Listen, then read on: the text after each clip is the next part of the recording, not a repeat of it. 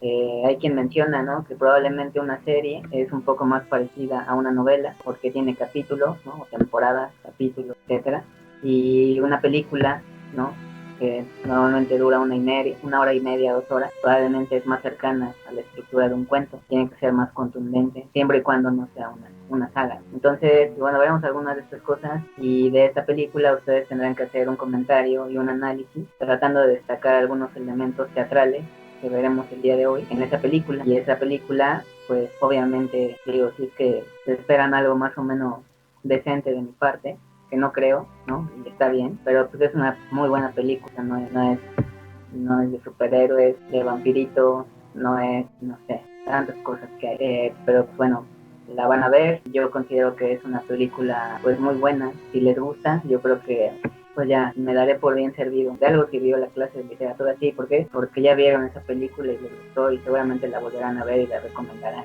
¿no? Ya les diré cuál es. Bueno, se llama Donnie Darko, no sé si alguien ya la haya visto. Si no la han visto, ya la verán. Desafortunadamente doblada al español, pero afortunadamente español latino, no español de España. Ya la verán, una gran película, gran soundtrack, así, bandas que aparecen, bandas fundamentales, post-punk sobre todo. Y bueno, ya verán, ¿no? Eso será de tarea, pero bueno, comenzamos en un momento más con lo referente a teatro. Entonces, entendiendo el teatro, todavía género literario. Digo todavía no porque en algún momento deje de serlo o porque haya una especie de terquedad o de necedad para considerarlo género literario. El teatro siempre será considerado un género literario desde el punto de vista de partir de un guión teatral, ¿no? Es decir, parte de las palabras para generar una propuesta que después se pueda traducir, ¿no?, en una puesta en escena. Sin embargo, no existiría una puesta en escena, no existe antes un guión teatral, ¿no? Y además de existir el guión teatral, pues debe existir un buen guión teatral. Una buena obra de teatro que nosotros podemos ver como espectadores, pues será aquella, ¿no?, que parte de un buen guión teatral, así como el ver una buena película dependerá también de un muy buen guión cinematográfico. Entonces, de entrada, y ya desde la perspectiva que nosotros como habitantes del siglo XXI, en mi caso, pues todavía quité por 15 años del siglo XX, pues tenemos una idea inicial del teatro como una manifestación artística que sobre todo tiene que ver con la puesta en escena, ¿no? Incluso se tiene que ver con un aspecto físico, ¿no? Un espacio físico que es precisamente el teatro al que uno acude a ver una representación, ¿no? Entonces, desde este punto de vista, y espero que ya estén observando la información, ¿no?, diríamos que es un género literario que no solamente apuesta, ¿no?, por las palabras o la lectura o el escuchar palabras dentro de un guión literario, sino también apuesta por la idea de la contemplación, ¿no? Es decir, observar, mirar acciones que de alguna manera representan o pueden representar las acciones de la vida humana o de la humanidad, representada por actores, representada no solamente por actores, o sea, como personajes, sino también el espacio en el que se desarrollan esos actores, ¿no? Ese espacio, cómo estará decorado, ¿no? ¿Cuál será el montaje para ese escenario? ¿Cuál será el vestuario? A nivel de interpretación, cómo serán los gestos del actor, ¿no? Y pues bueno, incluso hasta elementos que tienen que ver ya directamente con la tecnología, ¿no? Como la iluminación, por ejemplo. Más adelante, pues, bueno, desde sus inicios, ¿no?, el teatro entendía también una manifestación acompañada de música a través de un coro y un corifeo. Pero bueno, más adelante, pues el aspecto musical dentro del teatro ya no solamente depende, ¿no?, de un acompañamiento musical en vivo, ¿no?, o a través de un coro, sino también pues puede haber efectos acústicos o sonoros como parte de la producción, ¿no?, del teatro. Entonces todos estos elementos dentro del teatro que parten de lo literario, pero que también se funden, ¿no?, con todos estos elementos de montaje, de actuación, de escenificación, pues buscan también generar un símbolo, ¿no? O sea, no es solamente cómo represento esto que me dice el guión, ¿no? Voy a hacerlo de esta manera, quiero que se vea bien, que impacte, no. Todo eso va a simbolizar algo para que el espectador, a partir de esa simbolización, pues también pueda interpretar, y también al momento de interpretar, ¿no?, o después de interpretar, o durante la interpretación, o incluso previamente a la interpretación, pues también todos esos símbolos que observamos en el teatro sean capaces de conmovernos como espectador. Entonces, esto no quiere decir que el teatro pierda cierta facultad imaginativa, ¿no? Cuando nosotros estamos leyendo un cuento o una novela, un poema incluso, pues sí debemos hacer una actividad imaginativa, ¿no? Es decir, por más que un personaje esté descrito en un cuento, yo tengo que imaginarme cómo sería ese personaje, ¿no? Y lo proyecto mentalmente de cierta forma o de cierta manera. En el caso del teatro, probablemente ya no tendré que imaginarme a ese personaje. ¿Por qué? Porque ya lo voy a estar viendo en escena. Entonces probablemente el teatro ofrece una propuesta quizá más completa. Con esto no quiero decir que el teatro sea mejor que el cuento o que la novela, que alguna otra manifestación. Simplemente se vale de más elementos para proponer simbólicamente su propuesta artística. Entonces, no deja de haber un acto imaginativo, con todo y que estemos presenciando ya la puesta en escena, no deja de haber un acto imaginativo. ¿Por qué? Porque ahora como espectador, ya no solamente como lector de un guión teatral, sino como espectador de la puesta en escena, pues debo preguntarme, ¿no? Bueno, ¿por qué de esta manera? ¿O por qué gestualiza el personaje de esta manera? ¿Qué me quiere decir con ese vestuario? ¿Qué me quiere decir con esta iluminación? ¿Qué me quiere decir con esta música de fondo? Entonces no deja de haber un acto ahí imaginativo, o una lectura imaginativa, con todo y que haya más elementos, ¿no? Y no olvidar tampoco que la puesta en escena, finalmente dentro del teatro, obedece también a una interpretación, ¿no? A la interpretación del director. Incluso los directores de teatro pueden decir, ok, la versión original de esta pieza teatral o de esta obra de teatro dice que se tiene que llevar a cabo de esta manera, pero en mi interpretación quiero llevarlo a cabo de esta otra. Entonces, si bien el teatro tiene estas acotaciones para decir cómo se debe actuar, etcétera, pues también tiene que ver la facultad interpretativa, primero de un director, y ya que el director ofrece la puesta en escena, pues también la facultad interpretativa por parte del espectador, ¿no? ¿Qué me quiere decir no solo la obra de teatro, la historia del teatro, sino también qué me quiere decir todo este montaje, ¿no? Estoy observando en esta obra. Entonces, bueno, el teatro funde el aspecto verbal, ¿no? A partir de un guión teatral, y también se involucra, ¿no? Con aspectos espaciales, sonoros, visuales, ¿no? Auditivos. Entonces, si quisiéramos hacer como una especie de línea del tiempo sobre cómo se cuentan historias desde el arte, pues podríamos decir, ¿no? Pues la literatura, con sus cuentos, con sus mitos, con sus novelas. De ahí pasaríamos también al teatro. El teatro no deja de ser esencialmente narrativo, ¿no? Es decir, cuenta una historia también. Y del teatro probablemente pasemos también al cine, ¿no? Entonces, el cine, cuya diferencia así más notoria con respecto al teatro es que la puesta en escena dentro del cine se graba, ¿no? Es decir, hay repeticiones, hay ediciones, ¿no? Para presentar el producto final. Y en el caso del teatro, de ahí que muchos coincidan en que el encanto del teatro es que es una representación en vivo, ¿no? Y si hay una equivocación, pues bueno, si no se tiene la suficiente capacidad para que pase desapercibida esa equivocación, pues la obra se puede venir abajo, ¿no? Entonces, pues, ahí se nota realmente la capacidad de los actores, ¿no? Por eso muchas veces los actores dedicados al teatro ven como con cierto desprecio a los actores que salen en las telenovelas, ¿no? Lo cual me parece que es sensato y está bien. ¿Qué respeto puede tener un actor que protagoniza, no sé, qué le pasa a mi familia, ¿no? Ya desde ahí, pues está bien, ¿no? Pero pues bueno, por otro lado también, pues, un actor de teatro se hace equivocándose, se hace teniendo que sobrellevar la equivocación, ¿no? Rescatando al que ya se equivocó en un diálogo, ¿no? Salir, ¿no? Un poco al quito. En cambio, pues el actor de telenovela, ya corte, ¿no? Ya me equivoqué, repito, ¿no? En lo que me vuelvo a echar polvo. Entonces, esa sería quizá la gran diferencia entre el teatro, ¿no? Como una representación escénica en vivo, y otra de muy baja calidad como las telenovelas, incluso el cine, ¿no? Que también tiene la capacidad, ¿no? De cortar, de volver a hacer, pero pues bueno, si el guión, insisto, es bueno, la película será buena. Si el guión de teatro es bueno, la obra teatral. Si el guión no es bueno y además está pensado para hacer una telenovela, y además está pensado para hacer no cualquier telenovela, sino una telenovela de Televisa, pues bueno, ya desde ahí uno diría, ¿para qué lo veo? Esto va a ser una mugre, ¿no? Completamente. Entonces, bueno, estas son algunas nociones, ¿no? Primarias en torno al teatro. Y pues bueno, continúo con algunas más. La idea del teatro para Aristóteles en específico tenía que ver con darle quizá mayor importancia al aspecto verbal, ¿no? Es decir, al texto mismo de la obra. Obviamente Aristóteles ya consideraba, ¿no? Que el teatro debía ser representado, ¿no? Debía proyectarse en escena. Sin embargo, para Aristóteles el guión teatral o el texto de esa obra por sí solo debía ser capaz de conmover, en ese caso, al lector o al quien escuchaba esa obra teatral. Para Aristóteles, la puesta en escena era como una especie de aderezo, ¿no? O sea, para él, la obra escrita, ¿no? La obra configurada, pues por sí sola ya generaba, ¿no?, emoción. Ya cuando se llevaba a acción, pues era un plus, ¿no? O era un extra. Entonces él le seguía dando más importancia, ¿no?, más al texto que como tal al espectáculo, ¿no?, a la puesta en escena.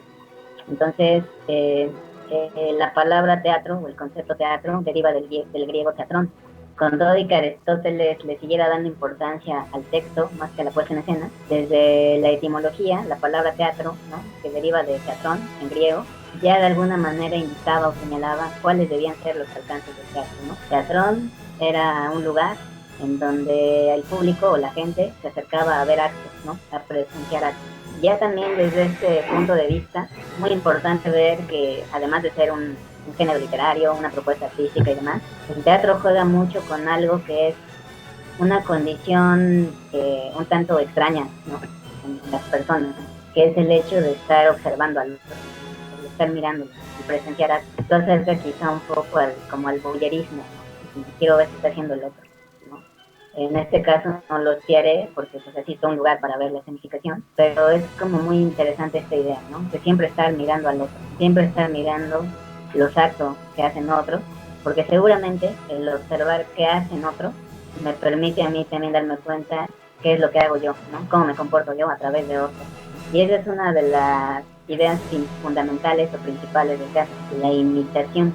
Recuerden que Aristóteles arroja un concepto muy importante, que es el concepto de mímesis. Y mímesis significa directamente imitación. Entonces, para Aristóteles, el arte es una imitación de la realidad.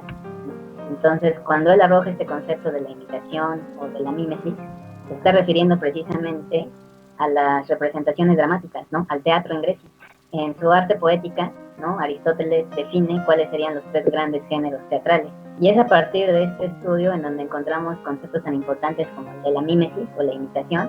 Encontramos también conceptos tan importantes como el de la catarsis.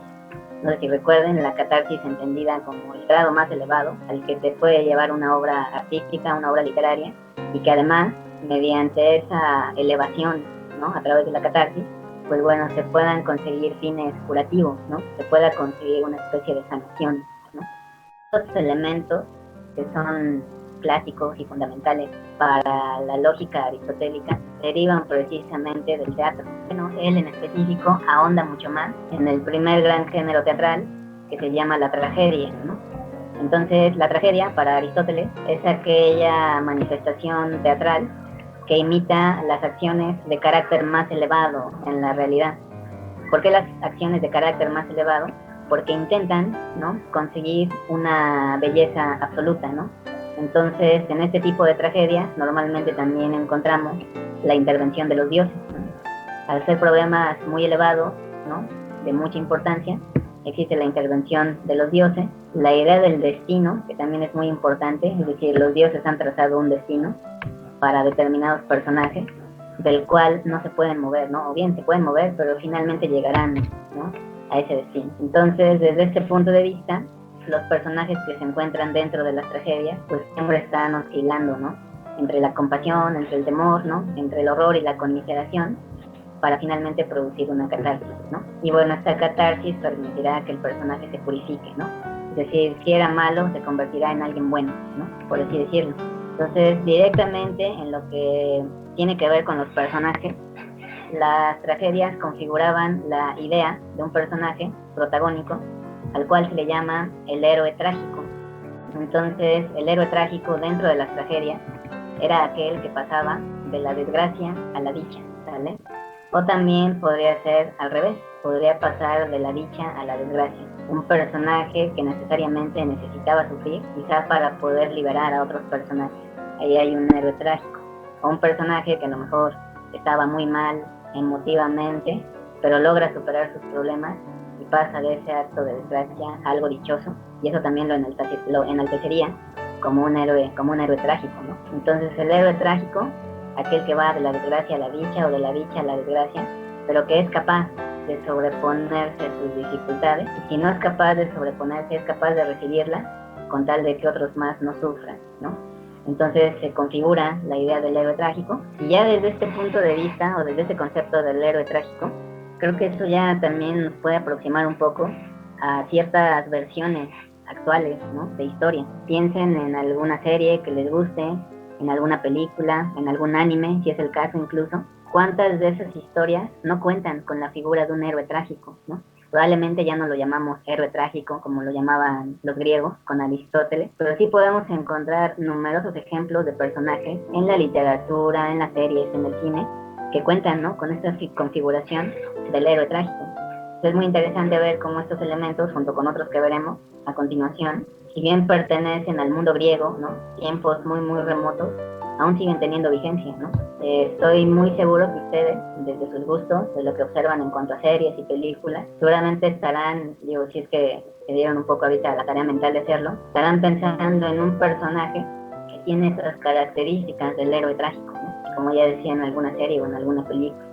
Entonces, los griegos, más que decir que se adelantaron a su época, yo diría que tenían muy claro, ¿no?, cómo contar sus historias, ¿no? Necesitamos poner a un héroe trágico, ¿no?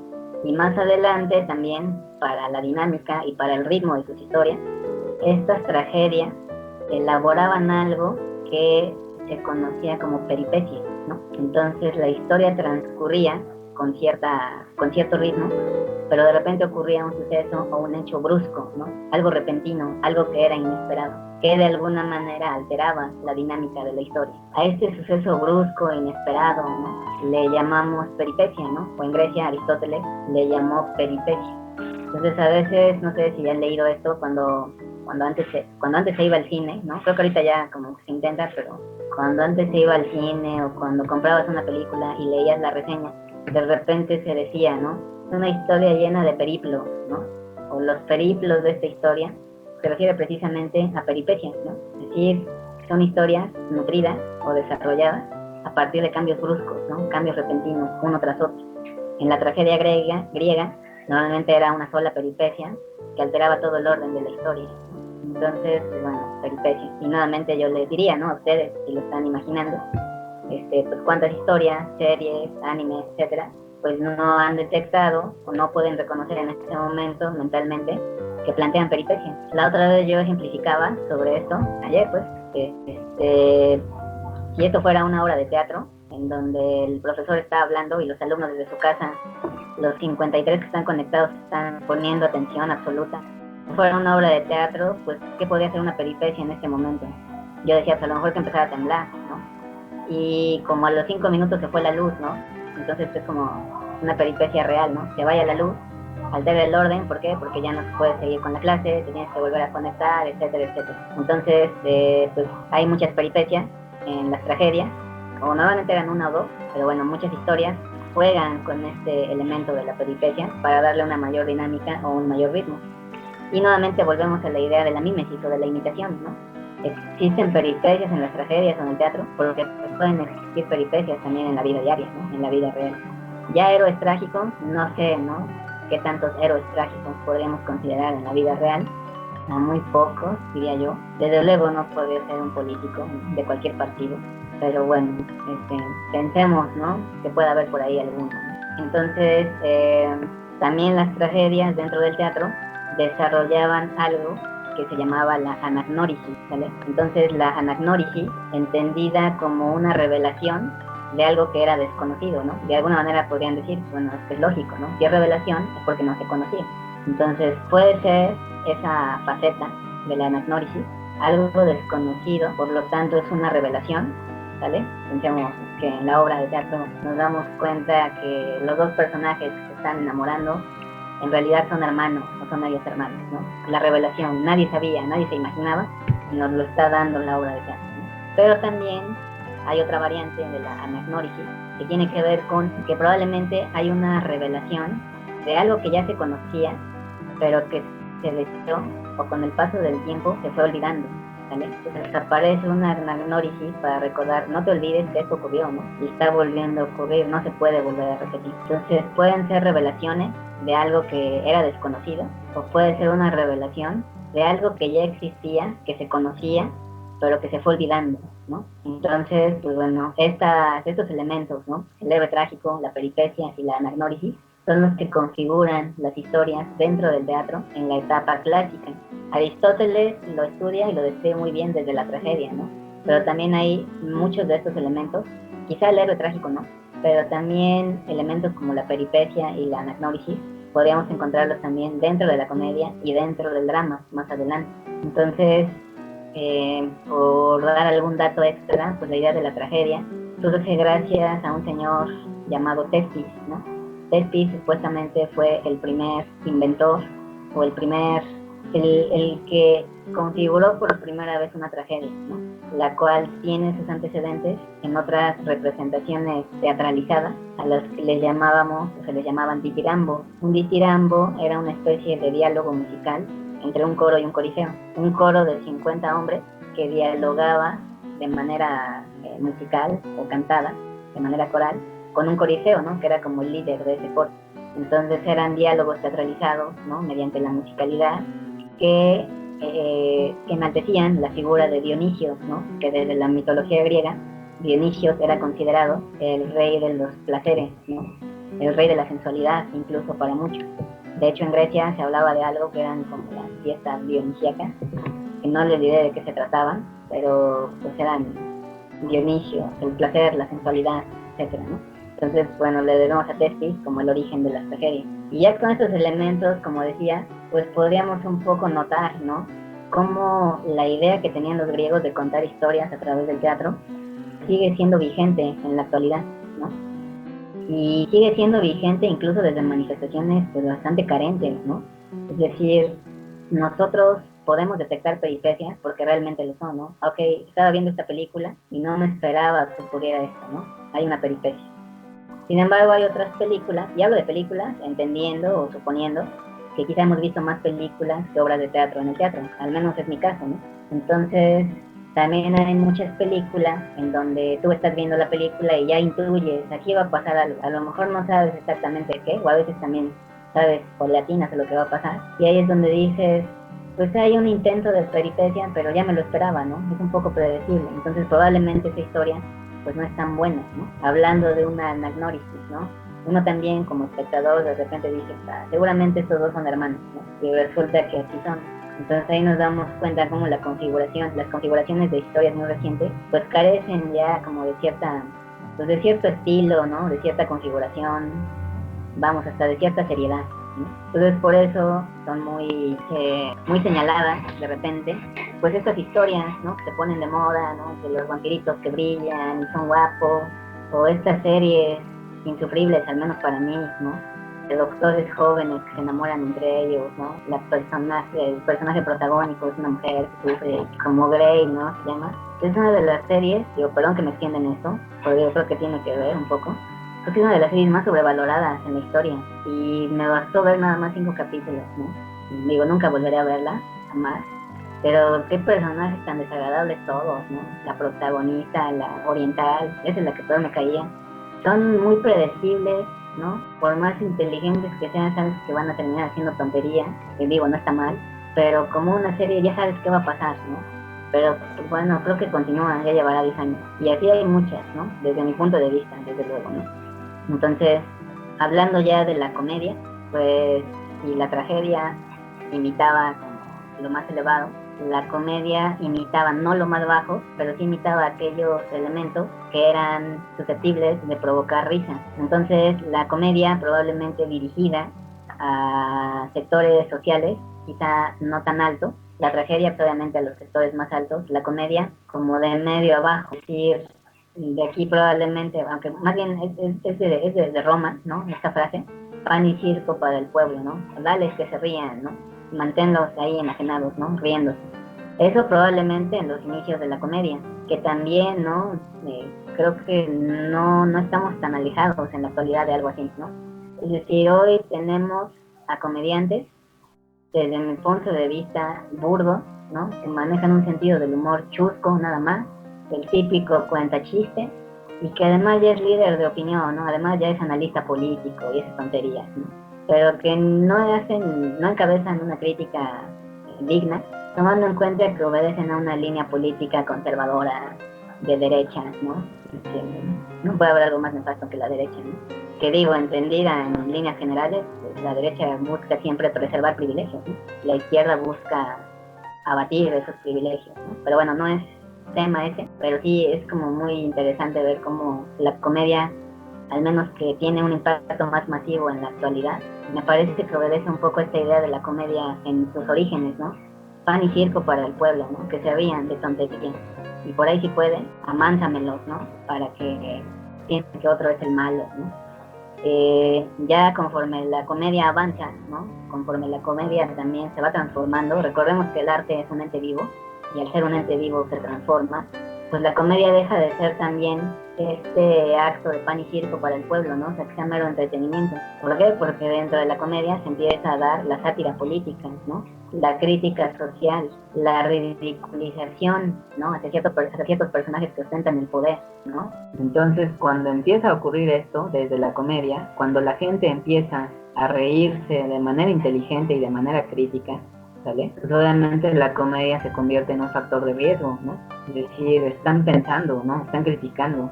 Entonces es necesario, ¿no? Vituperar aún más la comedia. Por eso mismo, en la Edad Media, se supone que la parte dedicada a la comedia de Aristóteles, pues fue prácticamente mutilada, ¿no? Recuerden que en la Edad Media la Iglesia era la que ejercía el poder, ¿no? Y tenían algo que se llamaba la Santa Inquisición, que intentaba regular lo que se podía decir, lo que se podía ver, lo que se podía leer, ¿no? Todo lo que se podía consumir, pues era aquello que no atentaba contra un orden. Y aquello que atentaba contra un orden religioso, pues era visto como un acto de herejía.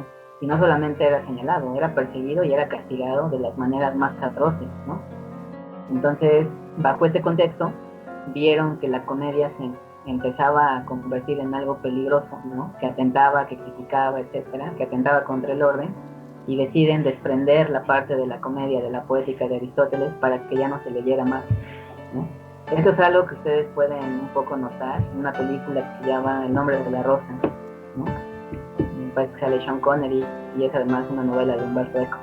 Ahí se habla un poco, se toca un poco el tema de por qué desaparece la parte de la comedia de Aristóteles. Bueno, probablemente porque algunos sacerdotes, que además recuerden, la idea del monje, el monje era el que controlaba las bibliotecas en la Edad Media.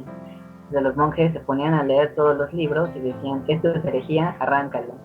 Y seguramente habrá pasado cuando leyeron lo de la comedia y dijeron, vamos a arrancar esto porque no nos conviene que la gente se empiece a reír, empiece a hacer sátira política real, insisto, ¿no? La del cuentachistes, que ahora, como ya decía, es líder de opinión, ¿no? O la del payaso, ¿no? Que ya es el gran crítico de no sé qué, ¿no? A veces no entiendo qué es lo que critican. Es decir, el arte también al servicio del poder, y más cuando este poder va de salida. Y bueno, ya por último, hablar un poco del drama. Podríamos decir que es un punto medio entre la tragedia y entre la comedia.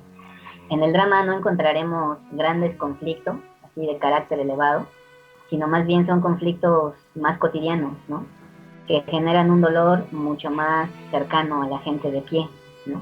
Entonces, en un drama, pues no encontraremos la figura del héroe trágico, ¿no? Que supera para convertirse en alguien dichoso, o se denigra para que los demás puedan ser felices. En el drama más bien encontramos a personajes que son sobrevivientes o intentan sobrellevar las circunstancias que los aquejan, ¿no? Entonces, en este sentido podemos decir que encontramos a personajes que son víctimas de sus pasiones, ¿no? Y al ser víctimas de sus pasiones pueden padecer, ¿no? O pueden sufrir las consecuencias de ciertas decisiones que toman. Entonces, la idea del drama, entendida también como una manifestación teatral, más del pueblo, ¿no? Más cercano. Los personajes no serán hijos de reyes, no habitarán en castillos o en grandes palacios, ¿no? Será gente común y corriente que sale a trabajar, ¿no? Que tal vez no tenga para comer, etcétera, ¿no? Y entonces, de aquí se empiezan a surgir también, nos empiezan a proponer los primeros melodramas, ¿no?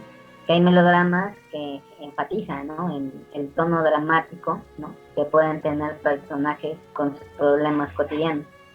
Pero también, ya aterrizándolo a nuestros tiempos, insisto, creo que por más tiempo que tenga esta visión de los griegos, es muy reciente, ya también se empiezan a hacer melodramas bastante ilógicos, ¿no? Y aquí daré un ejemplo, pues desde el tercer mundo, ¿no? En el que habitamos. Pensemos en nuestras telenovelas, ¿no? No les tocó, pero seguramente a lo mejor como por cultura popular general, sí saben quiénes son. Pero pues yo sí me acuerdo, o sea, yo estaba muy chico, pero pues, no, yo estaba chico cuando estuvieron de moda, de protagonizadas por la misma actriz y con las mismas características, ¿no? La muchachita pobre, hacía mucho que se le muere la mamá o se le mueren los familiares, pero al final logra sobreponerse, ¿no? Y se convierte en una mujer y de gran calidad, ¿no? Renunciando, ¿no? Al basurero de donde salió o nació, ¿no? Estoy hablando de estas telenovelas, ¿no? De María del Mar, María del Barrio y cosas así.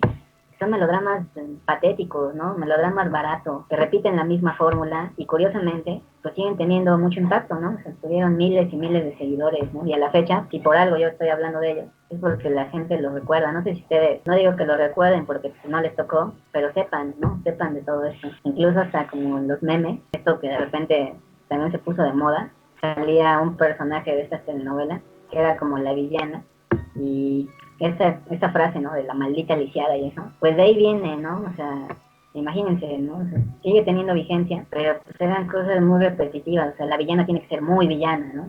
Tiene que tirar de la silla de ruedas a una niña inválida, ¿no?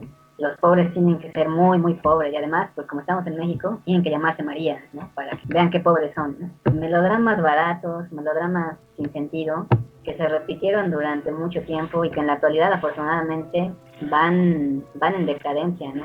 Es decir, antes quizá había unas 8 telenovelas al día, ¿no? En los dos canales. Ahora parece que ya nada más hay 2 o 3, ¿no? Es decir, el mundo ya como que los está desechando, pero pues por otro lado también tenemos melodramas, ya no en el tercer mundo, sino también pues en series, ¿no? Que son incluso del extranjero, como la que mencionaba desde mi punto de vista, que también, ¿no? O sea, qué personajes tan desagradables, qué problemas tan comunes, la doctora sarcástica, ¿no? En fin, pero pues es lo que hay, ¿no? Ni modo. Y pues también uno tiene la decisión de ver 5 capítulos nada más, que no, nunca más, ¿no? Entonces, bueno, lo que quería comentar, ¿no? Sobre teatro, sobre algunos de sus géneros y algunos de sus conceptos. Les recuerdo en donde ustedes tendrán que ver esta película y a partir de ver esta película, ahí les indico pues qué es lo que tienen que hacer, ¿no? Tienen que hacer un comentario y un análisis de 2 cuartillas, un poco tratando de destacar algunos de los elementos que vimos hoy, ¿no? Dentro de esa película, cuál podría ser un supuesto héroe trágico, cuál podría haber o cuáles podrían ser las peripecias, cuáles podrían ser las anagnórisis. Y más allá de que sea una tarea, ¿no? De verdad, ojalá que disfruten la película. Si alguien tiene acceso a la película en lengua original, aunque tenga que leer los subtítulos, lo recomiendo.